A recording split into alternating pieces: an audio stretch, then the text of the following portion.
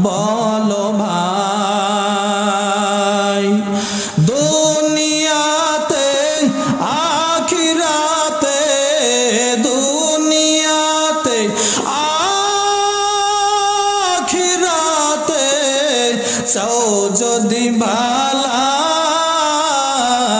ভালাই দিন থাকিতে লা ইলাহা ইল্লাল্লাহ বলো ভাই বলো আল্লাহ আল্লাহ আল্লাহ আল্লাহ আল্লাহ আল্লাহ আল্লাহ ইন্না নাহনু নাযালনা যিকরা আল্লাহ পাক রব্বুল আলামিন বলেন নিশ্চয় কুরআনুল কারীম নাজিল করলাম আমি আল্লাহ যিকর তাফসীরের ভিতরে লেখে আই কুরআন আমি আল্লাহ রব্বুল আলামিন কুরআনুল কারীম নাজিল করলাম ওয়া ইন্না লাহু লাহাফিজুন আর কুরআনুল কারীমের জিম্মা হেফাজতের দায়িত্ব আমি আল্লাহ নিজেই নিলাম সুবহানাল্লাহ আল্লাহ বলেন কুরআনুল কারীমের জিম্মা হেফাজতের দায়িত্ব নিলাম আমি আল্লাহ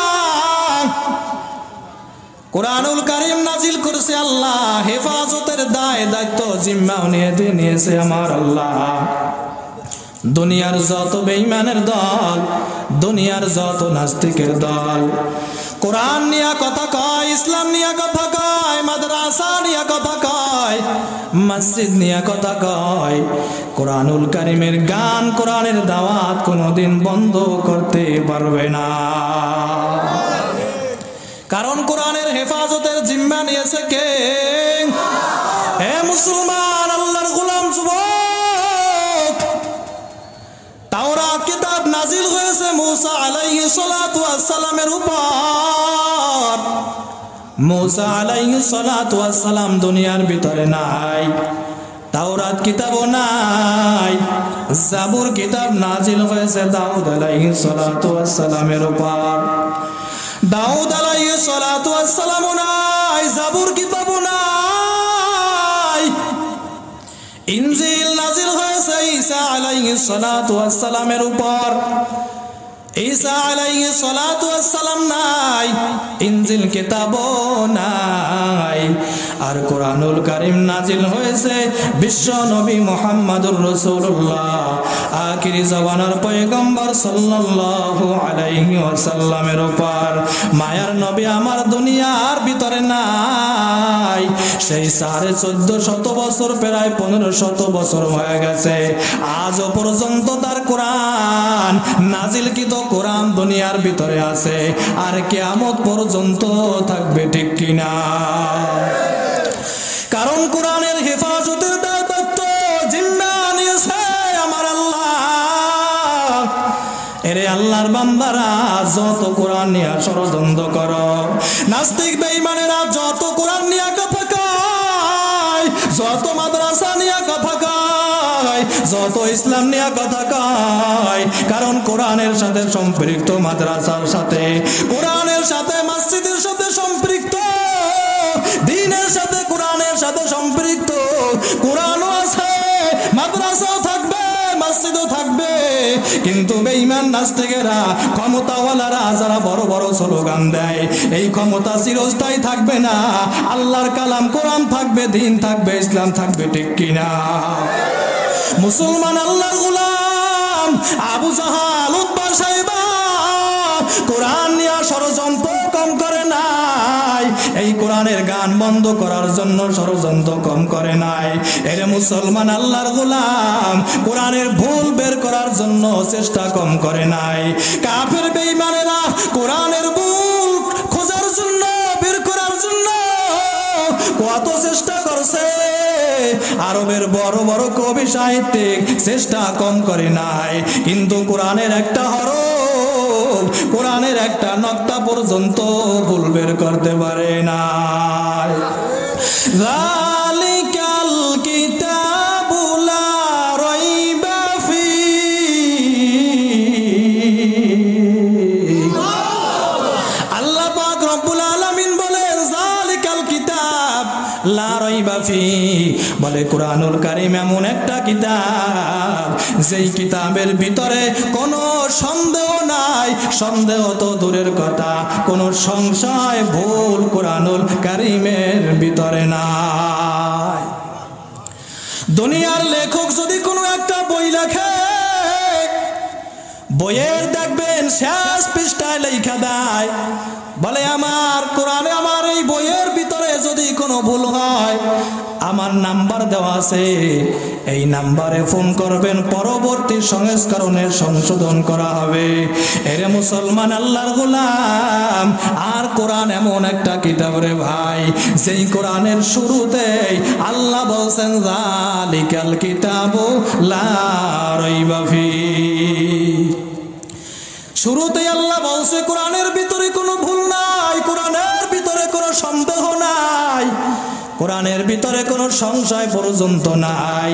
এরে আল্লাহর বান্দারা, কাফেররা পর্যন্ত কোরআনের কাছে স্যালেন্ডার হইতে বাধ্য হইছে। একটা আয়াত পর্যন্ত কোরআনের মতো বানাইতে পারে নাই। এরে আল্লাহর বান্দারা বহু চেষ্টা করেছে, এক পর্যায়ে স্যালেন্ডার হইছে, বলে এটা কোনো দুনিয়ার মানব রচিত বাণী নয়, এটা একমাত্র আমার আল্লাহর কালাম। ইন্না নাহনু নাযালনা যিকরা ওয়া ইন্না লাহু লাহাফিজুন। নিশ্চয় আল্লাহ বলেন কোরআনুল কারীম নাজিল করলাম আমি আল্লাহ, কোরআনের হেফাজতের দায়িত্ব নিয়ে নিলাম আমি আল্লাহ। এরে আল্লাহর বান্দারা, কোরআনুল কারীম কেমন কিতাব, কেমন কিতাব, বলে যে আবু জাহাল বিরোধিতা করছে, যে আবু সুফিয়ান উতবা সাহেবা কোরআনের বিরোধিতা করছে, ওই আবু জাহাল উতবা সাহেবা কোরআনের তেলাওয়াত শোনার জন্য পাগল ছিল। আল্লাহু আকবার। এই কোরআনুল কারীম মায়ার নবী আমার যখন নাকি তেলাওয়াত করত, এরে আল্লাহর বান্দারা, নবী আমার যখন নাকি রাস্তা দিয়া হাঁটতো, যখন নাকি তার জবান দিয়া কোরআনুল কারীম তেলাওয়াত করত, ওই ছোট ছোট আরবের মালকেরা কোরআনের অর্থ বোঝে না, কোরআনের কিছুই বোঝে না। মায়ার নবীর আমার কণ্ঠে যখন নাকি তারা তেলাওয়াত শুনত, ওই ছোট ছোট বালকেরা মায়ার নবীর আমার পিছনে পিছনে হাঁটত। নবী আমার কোনো এক জায়গায় বৈশা যদি কোরআনুল কারীমের তেলাওয়াত করত, এরে আল্লাহর বান্দারা, ওই জায়গায় মানুষ একেবারে জড়ো হইয়া যাইত। আমার রাসূলের এত কণ্ঠ সুন্দর, মায়ার নবী আমার যখন নাকি রাত্রিবেলা কোরআনুল কারীমের তেলাওয়াত করত, আবু জাহাল, আবু সুফিয়ান, উতবা সাহেবা, এরে মুসলমান আল্লাহর গোলাম, এই কোরআনের বিরোধিতা কত করছে, কিন্তু রাত্রিবেলা যাইয়া মুহাম্মাদুর রাসূলুল্লাহর কোরআনের তেলাওয়াতের পরে ঘরের সাথে কান লাগাইয়ার পরে শুনতো। আল্লাহু আকবার। মক্কার জমিনে যারা ওই কাবাঘর তওয়াফ করার জন্য আসতো, আবু জাহাল সবাইরে ডাক দিয়া বলতেছে, বলে মুহাম্মদ যে এই কোরআনের দাওয়াত দেয়, তার দ্বীনের দাওয়াত দেয়, ধর্মের দাওয়াত দেয়, মুহাম্মাদের কাছে যে যায় সে তো যাইয়াই তার কাছে একেবারে বশীভূত হইয়া যায়, তার পাগল হইয়া যায়। মুহাম্মদ কি জাদু জানে নাকি? তার কাছে যে যায় সে পাগল হইয়া যায়। বলে কেমন পাগল হয়? বলে মুহাম্মাদের ভক্ত হয়, কোরআনের ভক্ত হয়, কালেমার ভক্ত হয়, মুহাম্মাদুর রাসূলুল্লাহর ওই দ্বীনের পথে তারা পরে চইলা যায়। আবু জাহাল, উতবা সাহেব, আবু সুফিয়ান পুরা মক্কার জমিনে ঘোষণা দিয়া দিছে, যেই সমস্ত মানুষেরা হজ করার জন্য, কাবা ঘর তওয়াফ করার জন্য আসে, বলে কেউ যেন মুহাম্মাদের কাছে না যায়, তাদের কাছে যাইয়া সংবাদ তোমরা দিয়া যাও। বলে কেউ যেন মুহাম্মাদের কাছে না যায়, মক্কার জমিনে একটা পাগল আছে, বলে মুহাম্মাদের কাছে যেন পাগলের কাছে কেউ না যায়। এরে আল্লাহর বান্দারা, আমার নবীর প্রচার ওই আবু জাহাল, আবু সুফিয়ান কাফেরেরাই করতেছে।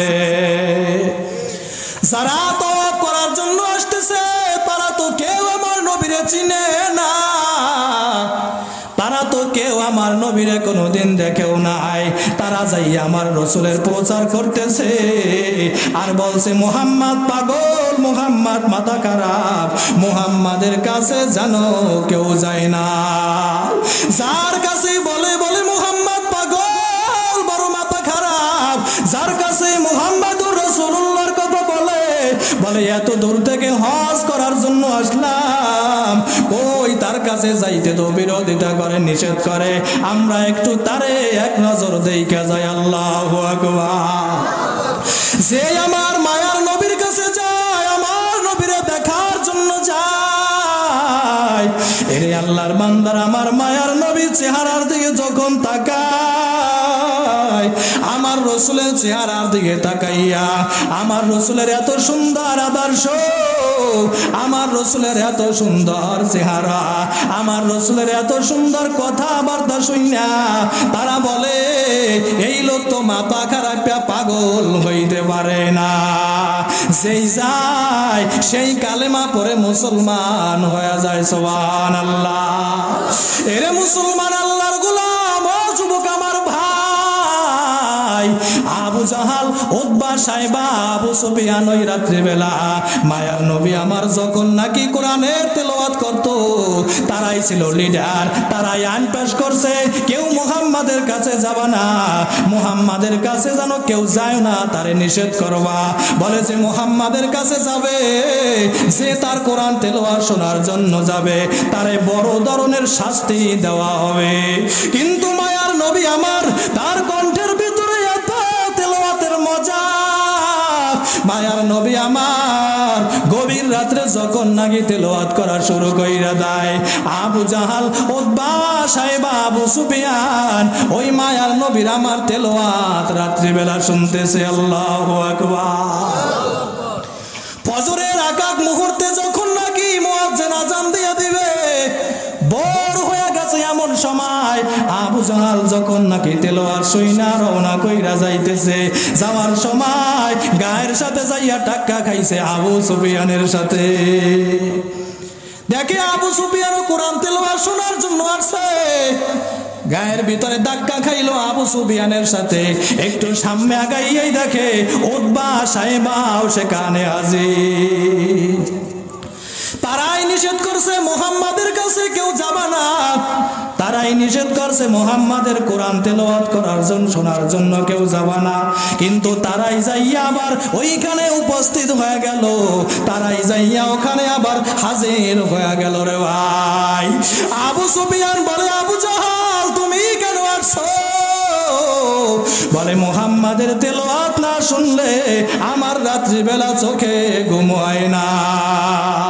ভাই তুমি কেন আসছো? বলে আমার ওই একই অবস্থা। বলে মুহাম্মাদের তেলাওয়াতের ভিতরে এত মজা, এত মজা, এত সুন্দর এই কালামের বাণী, এত সুন্দর তেলাওয়াত আমি আর জীবনে কোথাও শুনি না।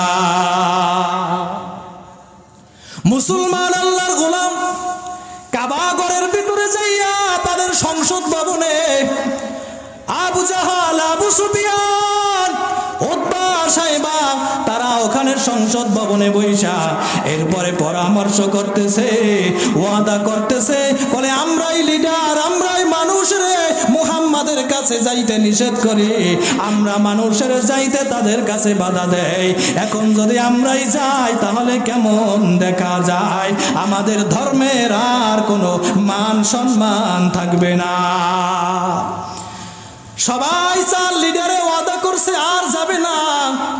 কিন্তু পরের দিন আবু সুফিয়ান মনে করছে আবু জাহাল যাবে না, আবু জাহেল মনে করছে আবু সুফিয়ান যাবে না, উতবা, সাইবা মনে করছে এরা কেউ যাবে না, আমি একটু একা একা যাইয়া মুহাম্মাদের তেলাওয়াত আমি শুইনা আছি। সুবহানাল্লাহ।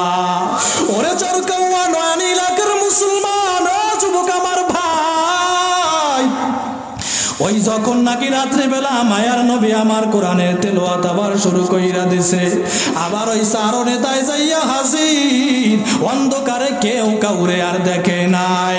আবার যখন নাকি তারা ভোর হয়ে গেছে রওনা করছে, পথে মধ্যে আবার দেখে আবু সুফিয়ান এখানে কোরআন তেলাওয়াত শোনার জন্য আসছে। ওই চারো লিডারে আবার ওখানে হাজির। বলে আজকালকে না আমরা ওয়াদা করলাম আমরা কেউ আসবো না, আবু সুফিয়ান তুমি কেন আসছো? বলে কথা কম বলেন লিডার, আগে বলেন আপনি কেন আসছেন? কয় আমি তো ভাবছি যে তোমরা তিনজন আর কেউ আসবা না, আমি একটু একা একা যাইয়া মুহাম্মাদের তেলাওয়াত আমি শুইনা আসি, এই জন্য আমি আসছি। সুবহানাল্লাহ। বুঝা গেল যে কাফেরেরা কোরআনের এত বিরোধিতা করছে, যেই কাফেরেরা কোরআনের এত কোরআন বন্ধ করার জন্য এত পায়তারা করছে, কোরআনের গান বন্ধ করার জন্য এত ষড়যন্ত্র করছে, ওই কাফেরেরা আবার রাত্রিবেলা কোরআনের তেলাওয়াত শুনত। দেখে সবাই শুধু মুহাম্মাদের কাছে যায়, মুহাম্মাদের কাছে যায়। বলে কেমনে কোরআনের এই দাওয়াত বন্ধ করা যায়, কেমনে মুহাম্মাদের তেলাওয়াত বন্ধ করা যায়? বলে মুহাম্মদ আসলে মনে হয় জাদু জানে, জাদু জানে। এরে মুসলমান আল্লাহর গোলাম, আবু জাহাল ওই মুলকে ইয়ামিন থেকে জামাত নামের জাদুকর ভাড়া কইরা আনছে মুহাম্মাদের ওই জাদু বন্ধ করার জন্য। জামাত নামের জাদুকরের পরে ভাড়া কইরা আনছে। মুলক ইয়ামিন থেকে জামাত নামের জাদুকর ভাড়া কইরা আনছে মুহাম্মাদের জাদু নষ্ট করার জন্য, মুহাম্মাদরে হারাইয়া দিবে এই জন্য। বলে মুহাম্মাদের এই কেমনে জাদু করে, এই জাদু তুমি নষ্ট কইরা দিবা, তারে তোমার জাদু দিয়া হারাইয়া দিবা। এরে আল্লাহর গোলাম, মুলক ইয়ামিন থেকে জামাত নামের জাদুকর যখন নাকি আসলো, আইসা বলে ও মুহাম্মদ, মুলক ইয়ামিনে আমার মতো এত বড় জাদুকর আর কেউ নাই, কেউ নাই। আগে তুমি তোমার কি জাদু জানো, তোমার জাদু একটু আমারে দেখাও। মায়ার নবী আমার বলতেছে, ও জামাত নামের জাদুকর, আমি কোনো জাদু জানি না, আমি কোনো জাদু জানি না, আপনার জাদু আপনি আগে দেখান। বলে না, আপনার কি জাদু জানেন সেই জাদু আবার আগে দেখান। এবার মায়ার নবী আমার কোরআনুল কারিমের তেলাওয়াত শুরু কইরা দিছে।